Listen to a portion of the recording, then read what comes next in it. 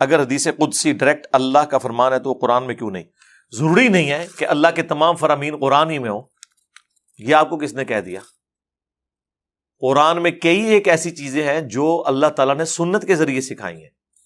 حدیث قدسی کو تو چھوڑ دیں، یہ تو بعد میں ڈسکس کریں گے. جو بابا جی ایک آئے تھے ایک دفعہ، وہ کچھ عرصہ پہلے، وہ لاہور سے، تو وہ پوری کی پوری تقریر کرتے جا رہے تھے. میں نے تقریر کا جواب تو نہیں دینا تھا، میں نے تو ایک بات سے سٹارٹ کیا، کیونکہ جب آپ ایک بات کا جواب دیتے ہیں پھر آگے چلتے ہیں. یہ نہیں ہے کہ بندہ 50 باتیں کھول کے بیٹھ جائے تو آپ نے 50 کے جواب دینے ہیں، نہیں. پہلے ایک بات سے سٹارٹ لیں تاکہ آپ کو یقین ہو یہ سیکھنے آیا ہے، جو کہ وہ نہیں آئے تھے، کیونکہ انہوں نے کہا کہ میں آج سنان آیا. پھر مجھے صبر آ کے میں نے کہا ٹھیک ہے سناؤ، پھر سننے جو مرضی سناؤ. یہ شرک نہیں ہے قرآن کے ساتھ. بالکل میں آپ کے ساتھ ہوں، لیکن میرا آپ جی یہ کہہ رہے قرآن جی یا تو قرآن کو مکمل نہ مانو. جی آپ نہیں نہ مان رہے قرآن کو، میں کیا کروں؟ نہیں مان رہے آپ، حج کے مہینے نہیں نکال رہے اس میں سے. میری تو اتنی بڑی بات کہنا ہے. آپ 50 باتیں بھی کریں گے نا، میں نے ادھر ہی آنا ہے کہ قرآن میں حج کے مہینے کہاں ہیں. یہ تو سر وہ کوئی بات ہی نہیں ہے. تو نکالے نا.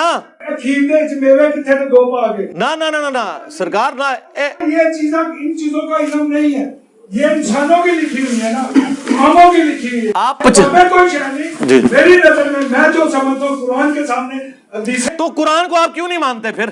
میں قرآن کو آپ کہہ رہے ہیں آج کے مہینے نہیں لکھے ہوئے اس میں. انسانوں کو ایک منٹ، اچھا ہو گیا. اچھا نماز کے طریقے تک تو ہم نے جانا ہی نہیں ہے نا. انہوں نے سورہ بقرہ پڑھی ہے نا، سورہ بقرہ میں آیت ہے الحج اشہر معلومات، حج کے مہینے سب کے علم ہے. بتائیں قرآن میں حج کے مہینے کہاں ہیں اور ٹائم قیامت تک ہے؟ یہ میرا آپ سے سوال ہے، میں آپ کو قیامت تک دیتا ہوں، اس کے بعد بھی اللہ کے سامنے پیش ہونا ہے. جی تو اللہ کا شکر دیکھیں، آج میں نے آپ کو قرآن اور سنت کی اہمیت پہلے ہی بتا دی تھی، وہ سوال ہو چکا ہے. ہر بندہ عالم نہیں بن سکتا، 40,000 حدیث ہے. ہر بندہ ڈاکٹر نہیں بن سکتا، ہر بندہ انجینئر نہیں بن سکتا. نہیں کوئی نہیں، ان کا رائٹ ہے یار، ان کو غصہ نکالنے دیں اپنا. نہیں کوئی نہیں، ان کا رائٹ ہے یار، ان کو غصہ نکالنے دیں اپنا. نہیں کوئی نہیں، ان کا رائٹ ہے یار، ان کو غصہ نکالنے دیں اپنا. ٹھیک. اچھا یار آپ لوگوں میں سے کسی نے ان کے ساتھ نہیں ہونا، وہ میرے سے بات کر رہے ہیں. انکل جی حج کے مہینے، ایک سوال میں نے آپ سے پوچھا ہے قرآن میں حج کے مہینے کہاں ہیں؟ اچھا نہیں، قرآن میں لکھا ہے الحج اشہر معلومات، حج کے مہینے سب کے علم میں. ان پڑھ ہوں تو پھر سیکھے نا. تو میں تو پڑھا لکھا ہوں نا. میرے پاس ہے، میں وہ بیان کرنے آیا ہوں. اچھا آپ بیان کر رہے ہیں، اچھا ٹھیک ہے، میں سمجھ گیا ہوں. ہاں یہ مسئلہ ہے، وہ آپ کو اللہ سے ٹائم دیتے ہیں بیان کرنے کا، بالکل ٹھیک ہے. لیکن ہم بات پھر وہیں سے سٹارٹ کریں گے. جو آپ کا کلیم ہے نا کہ قرآن کے علاوہ یہ حدیث کی کتابیں شرک ہیں، تو ہم آپ سے پوچھیں گے قرآن میں اللہ تعالیٰ نے سورۃ البقرہ میں فرمایا الحج اشہر معلومات، حج کے مہینے سب کو معلوم ہے. تو قرآن نے حج کے مہینوں کا ذکر کیوں نہیں کیا؟ ان مہینوں کے نام قرآن میں کیوں نہیں آئے؟ تاکہ ہمیں پتہ چل جاتا. اس لیے کہ اللہ نے خود ہی کہہ دیا ہے کہ سب کو معلوم ہے.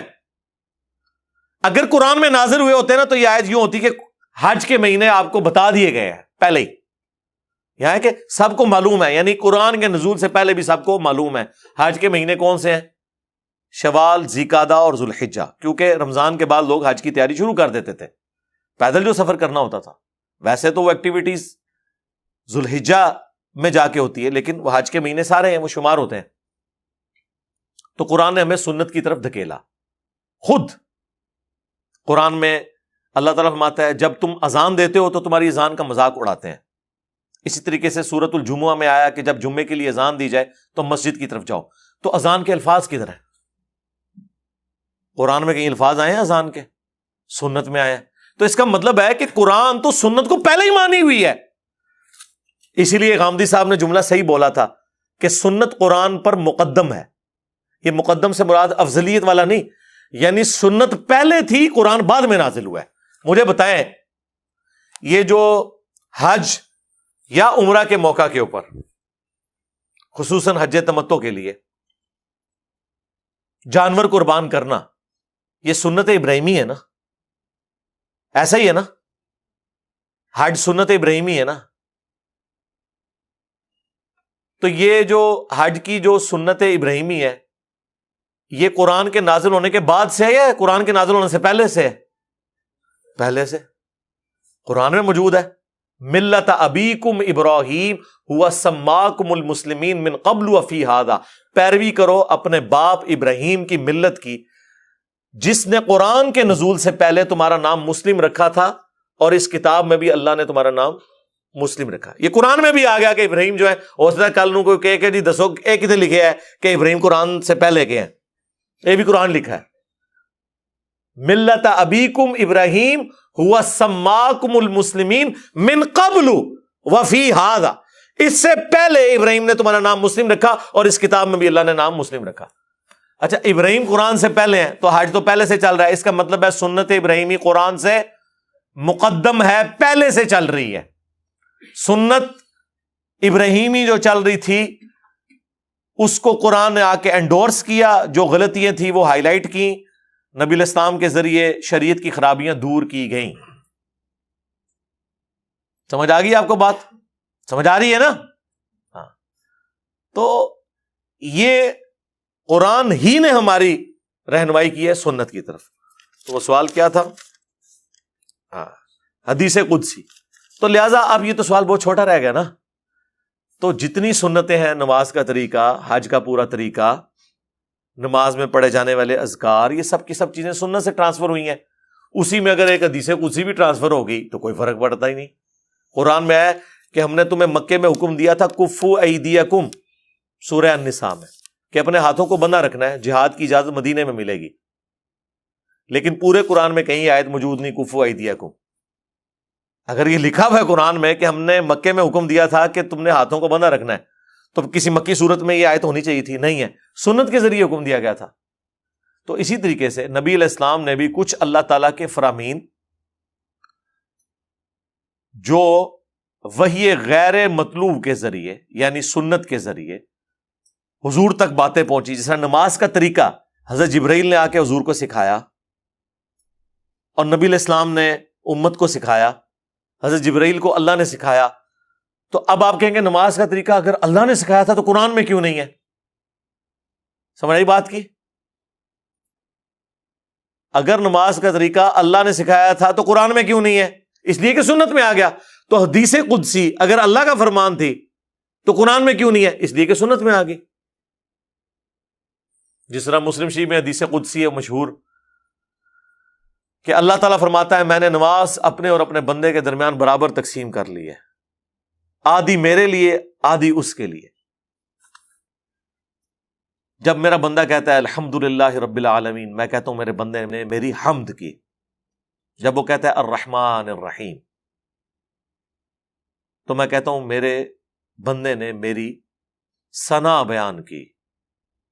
جب وہ کہتا ہے مالک یوم الدین، تو میں کہتا ہوں میرے بندے نے میری بزرگی کا اعتراف کر لیا کہ قیامت کے دن کا مالک میں ہوں۔ اور جب وہ کہتا ہے ایاک نعبد و ایاک نستعین، تو یہ میرے اور میرے بندے کے درمیان کامن بانڈ ہے،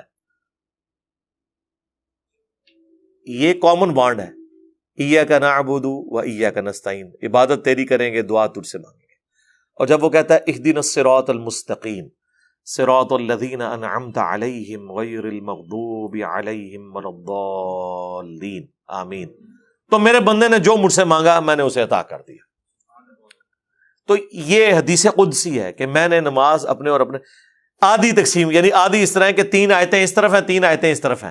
پہلی 3 آیات جو ہیں الحمدللہ رب العالمین الرحمن الرحیم مالک یوم الدین، یہ اللہ کی تعریف ہے، اور آخری 3 آیات اللہ سے دعا ہے جو بندے کے لیے ہے کہ بندہ اللہ سے مانگتا ہے۔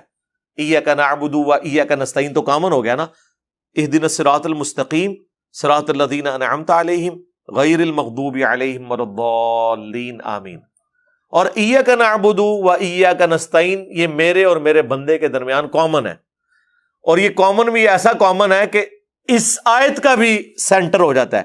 ایاک نعبد یہ اللہ کی عبادت ہوگی، اور وَإِيَّاكَ نَسْتَعِينُ یہ بندے کا مانگنا ہو گیا اللہ سے۔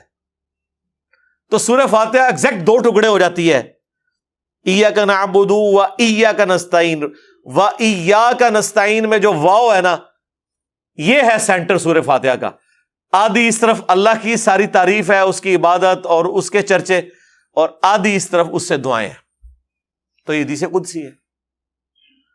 بخاری مسلم میں کئی ایک احادیث قدسیہ موجود ہیں جس طرح وہ مشہور حدیث بخاری مسلم کی کہ میں اپنے بندے کے گمان کے قریب ہوں جو میرے بارے میں گمان کرتا ہے. اگر میرے طرف وہ ایک بالشت آتا ہے میں ایک ہاتھ آتا ہوں، اگر وہ ایک ہاتھ آتا ہے میں 10 ہاتھ آتا ہوں، اگر وہ چل کے آتا ہے میں دوڑ کے آتا ہوں. تو یہ میں کے ساتھ جتنے الفاظ ہیں نا یہ سارے کے سارے حدیث قدسی ہیں.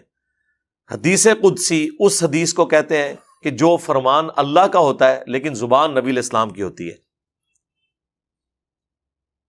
پھر آپ سوچ رہے ہوں گے کہ حدیث قدسی اور قرآن میں کیا فرق ہے؟ حدیث قدسی اور قرآن میں فرق یہ ہے کہ قرآن میں جو اللہ تعالیٰ کے فرامین ہیں اس میں نبی علیہ السلام نے انہیں اپنے الفاظ میں بیان نہیں کیا بلکہ من و عن اس طرح ٹرانسفر کیا ہے. جبکہ حدیث قدسی میں نبی علیہ السلام نے اللہ تعالیٰ کے جو فرامین ہیں انہیں اپنی زبان میں عام فہم کر کے، جس طرح اللہ کے سے کوئی میٹنگ ہے اور اس کے احوال انہوں نے سنائے، لفظ ب لفظ نہیں ہے. اس لیے آپ کو الفاظ میں فرق بھی نظر آئے گا. قرآن میں آپ کو الفاظ میں فرق نہیں نظر آئے گا.